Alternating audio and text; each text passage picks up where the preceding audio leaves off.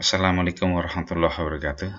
Ini adalah video kita yang pertama. Dalam pertemuan ini kita akan membicarakan yang pertama adalah tentang kompetensi dasar. Kompetensi dasar apa yang nanti akan kita kuasai di dalam satu semester?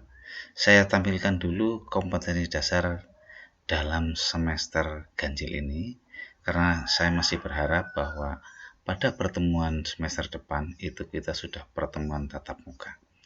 Dalam sebuah kompetensi dasar itu mengandung dua aspek, yaitu aspek pengetahuan dan keterampilan.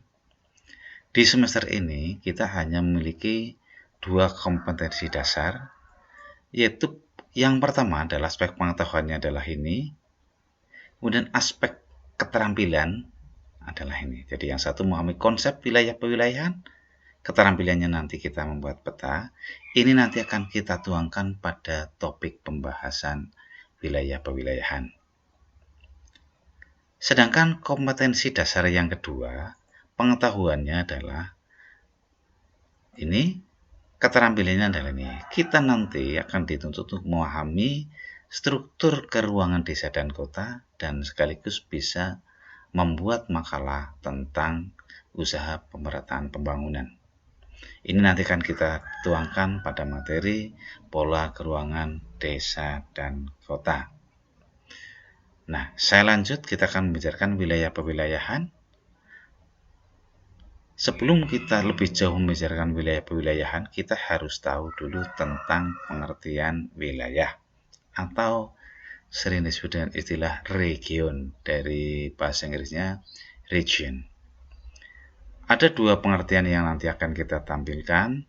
Yang pertama ini adalah pengertian secara yuridis administratif, yaitu wilayah adalah ruang yang merupakan kesatuan geografis beserta segenap unsur terkait padanya yang batas dan sistemnya ditentukan berdasarkan administratif dan aspek fungsional. Yang kedua ini kita berikan, pengertian yang kedua adalah bagian dari permukaan bumi yang memiliki karakteristik tertentu dan berbeda dengan wilayah lain. Yang atas ini pengertian secara administratif, secara pemerintahan. Yang bawah ini adalah secara geografis. Di awal-awal materi kita akan membicarakan ini. Nanti di akhir materi kita akan bicarakan. Jadi dua itu akan kita bicarakan dalam pertemuan-pertemuan datang. Selanjutnya kita akan menganalisis ada apa atau unsur-unsur apa yang ada pada suatu wilayah atau pada suatu region. Pada umumnya, region itu akan mendapatkan unsur-unsur seperti ini. Ada unsur iklim, dan unsur-unsurnya ini ada iklim kering, iklim basah, dan berbagai variasinya. Ada tanah, berbagai variasinya, tata air atau sistem hidrologinya, penduduk dan aktivitasnya. Ini banyak sekali. Flora fauna, ada flora fauna, dan unsur-unsur di atas itu bisa kita kelompokkan menjadi unsur fisik dan unsur non-fisik. Hampir setiap wilayah memiliki unsur yang sama seperti ini.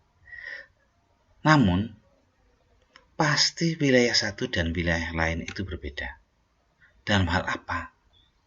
Kuantitasnya, kualitasnya, keluasan wilayah, aktivitas manusia, dan masih banyak lagi yang bisa kita cari perbedaannya. Karena itu kesimpulannya, tidak ada dua wilayah yang sama persis. Nah, sehingga wilayah yang tidak sama atau berbeda itu sering kita sebut dengan diferensiasi area. Nah, apa kaitannya nanti dengan interdependensi atau interaksi interdependensi? Baiklah, kita bahas. Wilayah satu dan wilayah lain pasti berbeda. Dalam geografi, konsep ini dikenal dengan konsep diferensiasi area. Adanya diferensiasi area itu akan tampak kekurangan dan kelebihan suatu wilayah. Nah, kekurangan suatu wilayah akan disuplai oleh kelebihan dari wilayah lain. Sehingga muncullah hubungan saling ketergantungan atau sering disebut dengan istilah interaksi interdependensi yang pada prakteknya diwujudkan dalam kegiatan perdagangan. Suatu wilayah akan berkembang pesat apabila wilayah tersebut mau berinteraksi dengan berbagai wilayah lain dan berlangsung secara intensif. Sama seperti Anda kan bisa maju, berkembang, cerdas apabila mau belajar, mau berinteraksi, mau membaca, mau berusaha untuk mengoptimalkan potensi diri. Nah, mari kita coba untuk mengidentifikasi wilayah dari sudut ketampakan, dari sudut sifatnya, dan dari kecepatan perkembangannya. Nah, identifikasi suatu wilayah. Ketampakan suatu wilayah ini ada yang dominan homogen. Nah, biasanya ketampakan itu didominasi oleh unsur fisik dan unsur biotik. Masih bersifat alamiah, contohnya savana, padang rumput, gurun, perkebunan, laut, dan sebagainya. Kamu bisa mencari contoh sendiri. Ada pula yang sifatnya sudah heterogen, sudah banyak sentuhan manusia. Daerah yang tadinya kosong mungkin jadi pasar. Daerah pantai jadi objek wisata. Padang rumput mungkin jadi bandara, dan sebagainya. Ini wilayah heterogen. Dari sifat wilayahnya bagaimana? Ini tergantung dari aktivitas manusianya. Apakah aktivitas manusianya itu monoton mengikuti alam, atau justru akan berusaha untuk mengoptimalkan potensi alam? Yang mengikuti alam ini sifatnya pasif, yang mengoptimalkan alam ini sifatnya aktif. Ini yang berkembang lebih bagus. Lalu bagaimana kecepatan perkembangannya? Ada yang bersifat statis, perkembangan wilayah itu sangat lambat. Coba Anda perhatikan mungkin di daerah Anda, daerah sawah dari dulu, dari sebelum kamu lahir sampai sekarang masih sawah.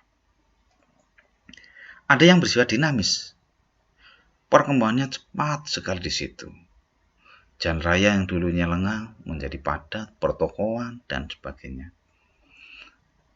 Nah, itu adalah ini. Coba kita identifikasikan di gambar ini.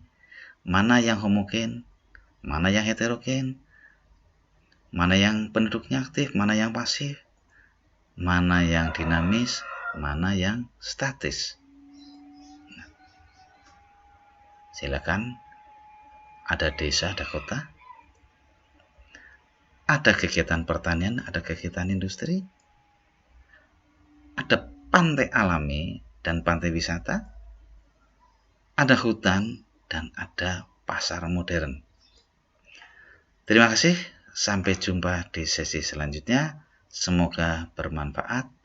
Saya akhiri, Assalamualaikum warahmatullahi wabarakatuh.